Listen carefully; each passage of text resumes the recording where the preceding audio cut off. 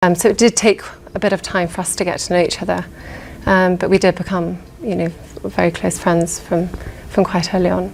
Moments ago, Buckingham Palace released a deeply concerning update about Catherine, Princess of Wales, and it changes everything. What was once described as a hopeful recovery has now entered a far more serious phase.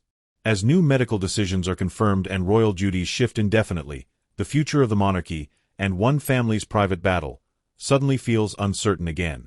The announcement that shook the monarchy. Breaking news from Buckingham Palace has sent shockwaves through the United Kingdom and across the Commonwealth. In a carefully worded and recently released statement, Palace officials confirmed that Catherine's medical treatment is being extended following new clinical assessments. The language was measured, deliberate, unmistakably serious. While earlier updates this past year suggested cautious optimism after her abdominal surgery and chemotherapy treatment, today's confirmation signals a more complex reality. Doctors have recommended an intensified medical plan, requiring the princess to step back fully from public duties for an indefinite period. In royal communications, wording matters. Phrases like extended treatment and ongoing medical supervision are not accidental. They indicate developments that required high-level review before public disclosure. Palace statements are drafted with precision, reviewed across senior advisors, and approved at the highest levels. When adjustments are announced publicly, it means internal discussions have already been extensive. The impact was immediate. Within minutes, Catherine's name began trending globally. Messages of support flooded social media platforms. Public figures, charities she supports, and ordinary families facing their own cancer journeys expressed solidarity. The tone was less about monarchy, and more about shared human concern. Because beyond titles and protocol, this is a woman in her early 40s, mother of 3 young children, a future queen. And she is fighting a battle that millions recognize all too personally. Earlier communications had emphasized that chemotherapy had concluded and recovery was progressing. Public appearances, though limited, were interpreted as signs of stabilization. Each appearance was carefully managed, brief, and strategically timed, but they reassured the public. Now, we understand there was more happening behind the scenes. Recent medical evaluations revealed the need for further treatment. While specific clinical details remain private, as they should, oncology specialists often note that extended therapy may indicate either precautionary continuation or response to evolving findings. In complex cancer cases, follow-up imaging and testing can sometimes shift treatment strategy. That appears to be what has happened here. This is no longer a short-term medical pause. This is a long-term battle. Inside Adelaide Cottage, life has quietly transformed. Prince William has stepped into an even more demanding role, balancing constitutional duty with family stability. Sources close to royal operations confirm that his schedule has been adjusted significantly to prioritize Catherine and their children. King Charles III, who has also faced his own health challenges in recent months, is said to be closely involved in private family discussions. The convergence of 2 senior royals undergoing cancer treatment has inevitably intensified pressure within the institution. But the focus remains singular: Catherine's health. At home, routines have been preserved for Prince George, Princess Charlotte, and Prince Louis. School continues. Family traditions continue. Stability, wherever possible, is protected. Because when illness enters a household, especially one under global scrutiny, normalcy becomes both shield and survival strategy. Catherine is not simply a senior royal. She represents the modern face of the institution, deeply involved in early childhood development initiatives, mental health advocacy, and charitable leadership. Her absence leaves a noticeable void in royal engagements, state ceremonies, and international representation. A streamlined monarchy, already operating with fewer working members, now faces operational strain. Princess and other senior royals are expected to absorb additional duties. However, no one can replicate Catherine's role symbolically or generationally. She bridges tradition and modernity in ways few others can. Her recovery timeline remains uncertain. And uncertainty, in monarchy, creates quiet recalibration. While no specific diagnosis updates were disclosed, extended cancer treatment typically involves one or more of the following: combination chemotherapy protocols, targeted therapies based on genetic markers, Immunotherapy to enhance immune response. Close monitoring through periodic imaging. Modern oncology has advanced dramatically in recent years. Treatment paths evolve based on response. Adjustments do not necessarily signal defeat, but they do reflect complexity. The palace has made clear that privacy remains essential. However, transparency at this level indicates both seriousness and respect for public concern. What makes this moment different is not just the medical update. It is the emotional weight attached to Catherine's public image. She has consistently projected steadiness, grace, and approachability. Her battle with cancer has humanized the monarchy in a way few events could. This is no longer just a royal story. It is a family story, a resilient story, a waiting story. And right now, the world is watching, not for spectacle, but for hope. Behind closed doors, the shift no one can ignore. When Buckingham Palace confirmed that treatment for Catherine, Princess of Wales, would be extended, the public heard one thing. Inside palace walls, they heard something very different. Because extended treatment does not just mean more hospital visits. It means recalculating calendars, reassigning state duties, quietly restructuring the rhythm of the monarchy itself. 4 months, there had been cautious optimism, carefully managed appearances, short engagements, controlled exposure, every step measured, every photograph intentional. The narrative was stability. But stability behind the scenes was fragile. Senior aides had already begun contingency planning weeks before the public statement. Royal diaries, normally scheduled 6 to 12 months in advance, were being reviewed line by line. International visits were reassessed. Patronage events tentatively penciled in were quietly erased. Not dramatically. Strategically. Because when a senior royal's health enters uncertainty, the institution must adapt without appearing unstable. That balancing act is now fully underway. For Prince William, this is no longer a temporary adjustment. It is a redefinition of his role.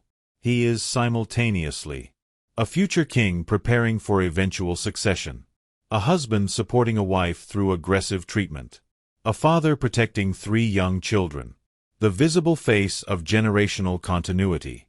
There is no manual for that. Publicly, William appears composed, measured, focused.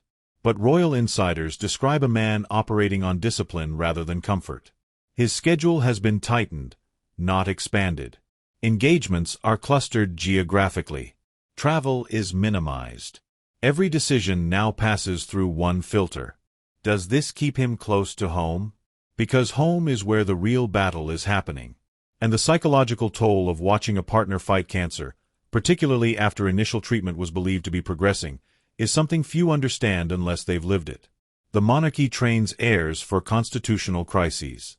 It does not train them for medical ones. The timing of this extended treatment phase carries deeper institutional consequences. King Charles III is also undergoing cancer treatment. While palace communications have emphasized progress, the reality remains that 2 senior members of the core royal structure are managing serious illness simultaneously. That is unprecedented in modern constitutional monarchy. Princess and has increased her engagements. The Edinburgh household has stepped forward. But even the most disciplined redistribution of duties cannot fully compensate for Catherine's absence. She represents youth, stability, the future queen consort. Her public presence does more than fill seats at events. It signals continuity. Without her, optics shift. And optics matter in monarchy. The streamlined model long discussed, fewer working royals, more focused roles, now faces its stress test. A reduced bench leaves less room for illness, fatigue, or personal crisis. The institution must look steady even while adapting rapidly behind the scenes. While specifics remain private, and rightfully so, extended oncology treatment typically signals one of 2 realities. Either doctors are exercising heightened precaution, or the disease requires escalation. Neither scenario is minor. Second-line or intensified therapies often carry heavier side effects. They require closer monitoring. They demand more recovery time between cycles. Fatigue deepens. Immune vulnerability increases. which explains why palace sources emphasize an indefinite period away from duties. Because setting expectations too early creates pressure. And pressure has no place in recovery. Catherine's medical team, drawn from some of the most advanced oncology specialists available, is likely reviewing every modern pathway available. Targeted protocols, precision medicine, immune-based treatments. Modern cancer care is not static. It evolves. But evolution means uncertainty. And uncertainty is the hardest phase of all. Behind every headline are 3 children living a very private version of this story. School routines continue. Homework continues. Bedtime rituals continue. But children's sense change long before adults articulate it. The Wales household has reportedly prioritized stability above all else. Familiar surroundings. Limited public exposure. Shielded media access. William's own childhood experience, growing up under relentless scrutiny during his mother's struggles, informs every decision now. He will not allow history to repeat itself. Protection is absolute, and that includes controlling the narrative. Public sympathy, but rising questions. For now, public opinion remains overwhelmingly supportive. Catherine's popularity has never been higher. Messages of encouragement continue pouring in from across the UK, the Commonwealth, and beyond. But extended absence raises long-term questions. If treatment continues into the next calendar year, how does the monarchy adapt symbolically? If recovery requires permanent scaling back of duties, how is the future queen consort role reshaped? These are not criticisms. They are structural realities. And the palace understands that modern audiences expect both compassion and clarity. Transparency, carefully measured, is now part of royal survival strategy. A story still being written. This moment does not signal collapse, but it does mark transition. The fairy tale narrative that once defined William and Catherine's public image has entered a far more human chapter. Titles fade when hospital corridors replace red carpets. And yet, this is also where resilience is forged. If Catherine emerges from this phase successfully, her future public role will carry unmatched emotional authority. Cancer transforms perspective. It deepens empathy. It sharpens purpose. But for now, there is no triumphant language. There is waiting. There is recalibration. There is hope, tempered with realism. Behind the palace gates, strategy meetings continue. Medical consultations continue. Family dinners continue. Because monarchy may be institutional. But this is personal. And the next update, whenever it comes, will define not just Catherine's path forward, but the tone of the monarchy's next era. A monarchy under pressure. Power, perception, and the future. If the medical update marked a turning point for the family, what's unfolding now marks something even larger, a quiet shift inside the monarchy itself. When Buckingham Palace confirmed that Catherine's treatment would continue for an indefinite period, the public saw compassion. The institution saw recalibration. Because in modern monarchy, visibility is stability. And right now, one of its most stabilizing figures is absent. For over a decade, Catherine, Princess of Wales, has represented more than ceremonial presence. She became the bridge between tradition and modern relevance. Early childhood campaigns. Mental health advocacy. Diplomatic charm without controversy. She wasn't just popular, she was strategically important. Her absence is not symbolic. It is structural. Now consider the wider context. King Charles III is still undergoing his own cancer treatment. Though palace updates emphasize controlled management, the reality is undeniable. 2 central pillars of the monarchy are navigating serious health battles at the same time. That convergence creates something rare in constitutional history: vulnerability. Not collapse, but exposure. The streamlined monarchy model, fewer working royals, tighter structure, was designed for efficiency. But efficiency reduces redundancy. And when unexpected crises strike, redundancy is what absorbs shock. At present, Princess Anne continues her relentless schedule. The Edinburgh household has stepped forward. Senior aides are redistributing patronages quietly and carefully. But no one replaces Catherine. And that matters, especially to younger audiences. She embodied continuity. The future queen consort raising the future king. A visible image of stability in uncertain global times. Without her presence, optics subtly change. The public may not consciously articulate it, but they feel it. Which brings us to Prince William. Prince William now stands at an intersection few heirs have faced. Preparing for kingship while supporting a spouse in prolonged medical treatment is not a scenario covered in constitutional briefings. His public appearances have become more deliberate. Shorter engagements. Focused messaging. Reduced travel. Every move calibrated. Not because of weakness, but because priorities have shifted. And those who watch closely notice something else, a sharpening in his demeanor.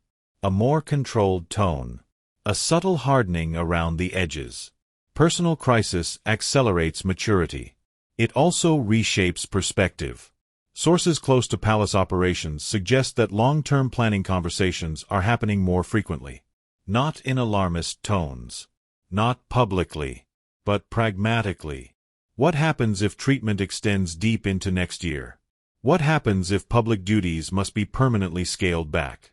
How does the monarchy present a future queen consort who may choose, or need, a different balance between public service and private life? These are not dramatic hypotheticals. They are operational realities. And institutions that survive centuries survive because they plan for every scenario. There is also an international dimension. The Princess of Wales has been a powerful diplomatic asset during state visits and Commonwealth events. Her absence affects optics abroad. Soft power is subtle, but it is real. A warm public image strengthens influence. Without her, engagements rely more heavily on senior members who represent experience, but not generational transition. This creates a visual imbalance. Older leadership. Fewer younger faces. At a time when monarchies across Europe are modernizing, perception carries strategic weight. But beyond structure and symbolism, there is something deeper unfolding. This chapter is humanizing the monarchy in a way no rebranding campaign ever could. Illness strips hierarchy. Hospital corridors do not recognize titles. And the public understands that. Support for Catherine has transcended royal fandom. Families battling cancer see themselves in her journey. Parents navigating medical uncertainty recognize the fear. The image of a mother balancing treatment with bedtime routines resonates more than any state ceremony ever could. In a paradoxical way, this crisis strengthens emotional connection. But emotional connection must be handled carefully. Too much visibility risks intrusion. Too much silence invites speculation. The palace is walking that line with extreme precision. Short updates. Controlled language. No medical detail beyond necessity. Transparency without exposure. And that strategy reflects a lesson learned from the past. Protect the family first, manage the institution second. As for Catherine herself, those close to her describe a focus that has narrowed. Family. Recovery. Perspective. When public roles are stripped away, identity resets. The Princess of Wales is, before anything else, a mother and a wife. And that clarity changes how the future may look. If and when she returns to public life, and supporters hope she will, it is unlikely to mirror the past exactly. Major health battles reshape energy. They reprioritize commitments. They influence how much of oneself can be given outwardly.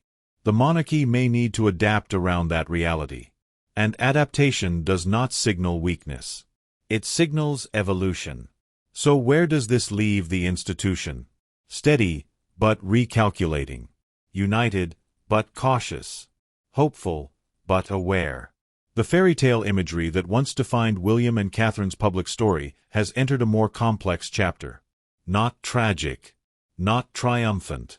Simply uncertain. And uncertainty is uncomfortable for institutions built on continuity. Yet history shows that monarchy endures precisely because it bends when necessary. Right now, bending is happening quietly. Schedules adjusted. Expectations softened. Future roles reconsidered. Not announced, but felt. The next update from the palace will not simply inform the public about treatment progress. It will signal how the monarchy intends to move forward through this era. Until then, what remains constant is this: a family navigating a private battle under global scrutiny, a future king recalibrating his path, and a nation watching not for spectacle, but for reassurance that resilience still defines the House of Windsor. Because this story is no longer about headlines. It is about endurance. And endurance, unlike ceremony, cannot be choreographed. While headlines focus on constitutional implications, the real story unfolds far from cameras, inside Adelaide Cottage. For Catherine, the fight is no longer about appearances or optics. It is about stamina. About navigating treatment cycles that reshape daily life. About balancing recovery with motherhood. Extended oncology treatment often means unpredictability. Good days followed by exhaustion. Encouraging scan results followed by cautious monitoring. The emotional rhythm can be as demanding as the physical one. Inside the household, structure has become essential. School routines for Prince George, Princess Charlotte, and Prince Louis continue as normally as possible. Stability is a shield. Familiarity is comfort. But children sense shifts long before adults articulate them. George, now old enough to grasp nuance, likely understands more than is spoken. Charlotte, perceptive and protective, reportedly mirrors her mother's composure. Louis, still young, experiences change emotionally rather than analytically. Protecting them from media intensity is now absolute priority.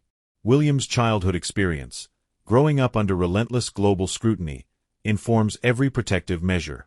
Information flow is tightly controlled. Media access is minimized. Privacy lines are firm. History will not repeat itself. Meanwhile, William himself carries a dual burden: public leadership and private vulnerability. Engagements are shorter. Travel is restricted. Even body language observers note a subtle shift: more guarded, more deliberate. Personal crisis often accelerates internal transformation. And this chapter may ultimately redefine his leadership style. Within the broader royal network, support systems have quietly strengthened. Family visits. Discreet coordination of duties. Emotional reinforcement rather than public spectacle. No dramatic displays. Just presence. Medical teams continue consultations. Advanced oncology strategies evolve rapidly: combination therapies, targeted approaches, immune-based treatments. Modern medicine is dynamic, not static. Adjustments reflect complexity, not surrender. But even the most cutting-edge care cannot remove uncertainty entirely. And uncertainty is the heaviest burden of all. Yet amid that uncertainty, there is resolve. Those close to Catherine describe focus, not fear. Determination, not despair. Her identity has never rested solely on title. Before Princess of Wales, she was a daughter, sister, athlete, student, partner. And now, she is a patient fighting with discipline. If she returns fully to public life, this chapter will redefine her voice. Advocacy for early childhood may deepen with lived perspective on fragility. Mental health initiatives may carry sharper authenticity. Health-related patronages may gain personal resonance. But that is for later. Right now, the priority is recovery without timeline pressure. And perhaps that is the quiet lesson emerging from behind palace gates. Institutions can adjust calendars. Nations can pause ceremonies. But healing cannot be rushed for optics. As the world waits for the next official update, what continues inside the Wales home is not pageantry, it is perseverance. The monarchy stands steady. But inside one family, resilience is being built day by day. And that resilience may ultimately shape the next era of the crown far more than any formal proclamation ever could. Inside the Wales household, the private battle behind public silence. While headlines focus on constitutional implications, the real story unfolds far from cameras, inside Adelaide Cottage. For Catherine, the fight is no longer about appearances or optics. It is about stamina. About navigating treatment cycles that reshape daily life. About balancing recovery with motherhood. Extended oncology treatment often means unpredictability. Good days followed by exhaustion. Encouraging scan results followed by cautious monitoring. The emotional rhythm can be as demanding as the physical one. Inside the household, structure has become essential. School routines for Prince George, Princess Charlotte, and Prince Louis continue as normally as possible. Stability is a shield. Familiarity is comfort. But children sense shifts long before adults articulate them. George, now old enough to grasp nuance, likely understands more than is spoken. Charlotte, perceptive and protective, reportedly mirrors her mother's composure. Louis, still young, experiences change emotionally rather than analytically. Protecting them from media intensity is now absolute priority. William's childhood experience, growing up under relentless global scrutiny, informs every protective measure. Information flow is tightly controlled. Media access is minimized. Privacy lines are firm. History will not repeat itself. Meanwhile, William himself carries a dual burden: public leadership and private vulnerability. Engagements are shorter. Travel is restricted. Even body language observers note a subtle shift: more guarded, more deliberate. Personal crisis often accelerates internal transformation. And this chapter may ultimately redefine his leadership style. Within the broader royal network, support systems have quietly strengthened. Family visits. Discreet coordination of duties. Emotional reinforcement rather than public spectacle. No dramatic displays. Just presence. Medical teams continue consultations. Advanced oncology strategies evolve rapidly. Combination therapies, targeted approaches, immune-based treatments. Modern medicine is dynamic, not static. Adjustments reflect complexity, not surrender. But even the most cutting-edge care cannot remove uncertainty entirely. And uncertainty is the heaviest burden of all. Yet amid that uncertainty, there is resolve. Those close to Catherine describe focus, not fear. Determination, not despair. Her identity has never rested solely on title. Before Princess of Wales, she was a daughter, sister, athlete, student, partner. And now, she is a patient fighting with discipline. If she returns fully to public life, this chapter will redefine her voice. Advocacy for early childhood may deepen with lived perspective on fragility. Mental health initiatives may carry sharper authenticity. Health-related patronages may gain personal resonance. But that is for later. Right now, the priority is recovery without timeline pressure. And perhaps that is the quiet lesson emerging from behind palace gates. Institutions can adjust calendars. Nations can pause ceremonies. But healing cannot be rushed for optics. As the world waits for the next official update, what continues inside the Wales home is not pageantry, it is perseverance. The monarchy stands steady. But inside one family, resilience is being built day by day. And that resilience may ultimately shape the next era of the crown far more than any formal proclamation ever could. The world responds: hope, fear, and the emotional bond with Catherine. In the hours after Buckingham Palace confirmed the extended treatment of Catherine, Princess of Wales, something remarkable happened. It wasn't outrage. It wasn't scandal. It wasn't political debate. It was silence, followed by solidarity. Across the United Kingdom, people paused. Morning radio hosts lowered their voices. News anchors shifted tone. Social media, so often a battlefield, became unexpectedly unified. Messages poured in from London to Manchester, from Edinburgh to Cardiff, and beyond Britain, from Canada, Australia, the United States, millions expressing something deeply personal. Not loyalty to a crown, but concern for a mother. Outside palace gates, small gatherings formed. Not dramatic crowds, just quiet individuals holding flowers, handwritten notes, and in some cases, photos of loved ones they had lost to cancer. One handwritten message left near the gates read, "You are not fighting alone." And that sentiment has echoed worldwide. The emotional shift no one predicted. For years, Catherine represented composure, elegance under scrutiny, modernity within tradition. But illness reshapes public perception in a way no royal engagement ever could.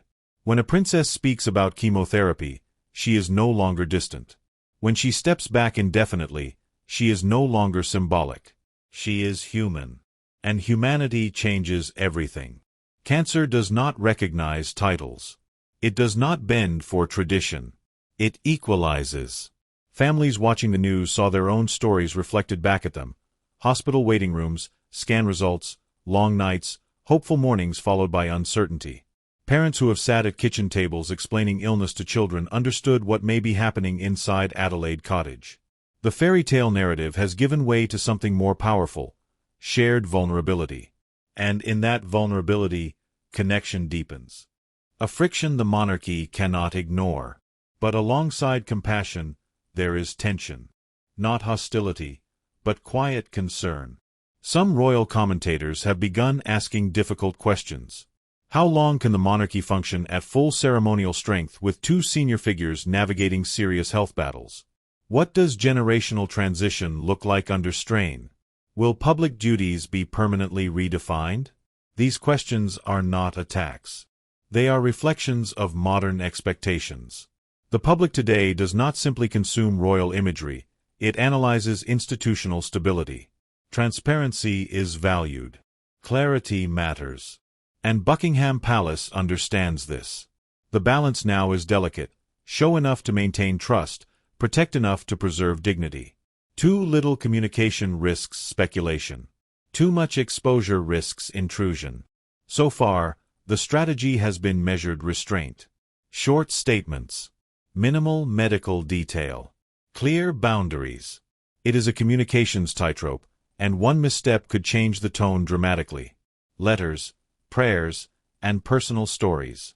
Behind the scenes, palace staff have reportedly received tens of thousands of letters. Not all are from lifelong royal supporters. Many come from ordinary families who have faced cancer themselves. Some write about survival. Others write about loss. Many write about hope. One mother from Birmingham described watching Catherine's earlier announcement with her teenage daughter undergoing treatment. She needed to see strength, the letter reportedly said. She needed to see someone stand tall even when it's terrifying. That kind of resonance cannot be manufactured. It is earned. Faith leaders across denominations have included prayers for Catherine in services. Cancer charities have publicly expressed solidarity. Survivors have shared messages online using hashtags centered around resilience and recovery. The emotional atmosphere has shifted from spectacle to support. And that shift may prove historically significant. William's silent transformation. While public focus centers on Catherine, another story unfolds quietly beside her. Prince William has stepped into a role no heir truly prepares for. Part constitutional figure, part primary emotional anchor. Observers note a subtle change in him. Less youthful ease. More controlled resolve. When personal crisis intersects with public responsibility, leadership sharpens. It deepens. Those who have watched William for years describe this as a defining chapter, one that may shape the tone of his future reign more than any ceremonial preparation ever could. Because empathy forged in adversity carries authority. And the public sees that. The global lens. International media coverage has also evolved. Early speculation months ago has given way to cautious respect. Outlets now emphasize privacy and resilience rather than rumor. Across the Commonwealth, particularly in Canada and Australia, public opinion remains strongly supportive. Catherine's image has long been associated with stability, and that perception endures. Yet there is an undeniable awareness that the monarchy stands at a crossroads. The next generation was expected to transition smoothly into prominence over the coming decade. Instead, health uncertainty has accelerated institutional introspection. This does not signal collapse, but it does signal recalibration. What resilience looks like now. Resilience is no longer about appearances on balconies. It is about quiet endurance. It is about maintaining family routine while undergoing intensive medical care. It is about shielding children from overwhelming headlines. It is about allowing vulnerability without surrendering dignity. For Catherine, resilience now means patience. For William, it means presence. For the monarchy, it means adaptation. And for the public, it means waiting, with hope rather than demand. A nation connected beyond ceremony. In times of celebration, weddings, jubilees, coronations, the monarchy gathers crowds through spectacle. In times of illness, it gathers hearts through empathy. That is what we are witnessing. A collective pause. A shared breath. A recognition that beneath protocol and pageantry is a family navigating the same fears millions have faced. And perhaps that is why this chapter feels different. It is not defined by grandeur. It is defined by humanity. The unwritten ending. No official timeline has been set. No promises have been made. The palace has made one thing clear: recovery comes first. And in that clarity lies both uncertainty and reassurance. Uncertainty, because medical journeys cannot be predicted with precision. Reassurance, because the institution has prioritized the person. History will remember this moment not for scandal, but for stillness. For the way the public responded not with frenzy, but with compassion. For the way a future queen faced adversity not in hiding, but with quiet strength. And for the way the monarchy adapted without losing composure. As we wait for the next official update from Buckingham Palace, one truth remains undeniable. This story is no longer about royalty alone. It is about resilience in the face of uncertainty. If you believe Catherine's strength represents something bigger than ceremony, if you see in her journey the reflection of families everywhere facing similar battles, take a moment to send a message of hope in the comments below. Your words matter. They remind us that even in institutions centuries old, humanity remains at the center. Stay subscribed for responsible updates, measured analysis, and continued coverage as this story develops. We will follow every official confirmation carefully, without speculation, without sensationalism, focusing on facts and dignity. Because in moments like this, respect matters more than headlines. And hope matters more than noise. Until the next update, we wait, together.